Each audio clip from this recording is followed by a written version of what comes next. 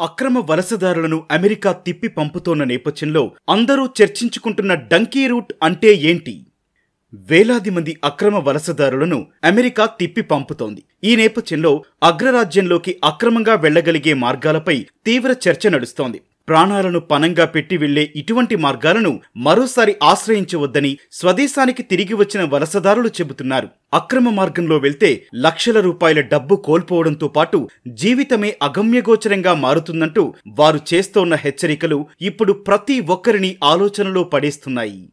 అసలేంటి donkey route? విదేశాలకు అక్రమంగా వెళ్లేందుకు అనుసరించే మార్గాన్నే డంకీ రూట్గా వ్యవహరిస్తుంటారు. ఇది పంజాబీ వాడుక భాష నుంచి వచ్చింది. అంటే ఎటువంటి ప్రణాళిక లేకుండా ఒక చోట నుంచి మరో చోటకు వెళ్లడం. నకిలీ డాక్యుమెంట్లు సృష్టించి షిప్ కంటైనర్లు, వాహనాల్లో రహస్య కంపార్ట్మెంట్లలో దేశ సరిహద్దులు దాటిస్తారు. ఇందుకోసం భారీ మొత్తంలో ఏజెంట్లు డబ్బులు వసూలు చేస్తారు. ప్రమాదకర పరిస్థితుల్లో అంతర్జాతీయ సరిహద్దులు దాటించుకుంటూ చట్టవిరుద్ధంగా ఓ దేశంలోకి పంపించేందుకు ప్రయత్నాలు చేస్తారు.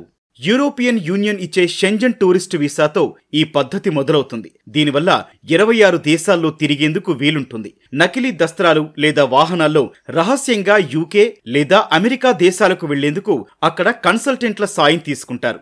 ఏ దేశంలోకి అక్రమంగా ప్రవేశించాలన్నా ఈ తరహా పద్ధతిని ఉపయోగిస్తారు. కొందరు భారతీయులు మాత్రం కెనడా, అమెరికా, యూకేలకు అక్రమంగా వెళ్లేందుకు ఈ మార్గాన్ని ఎంచుకుంటున్నారు.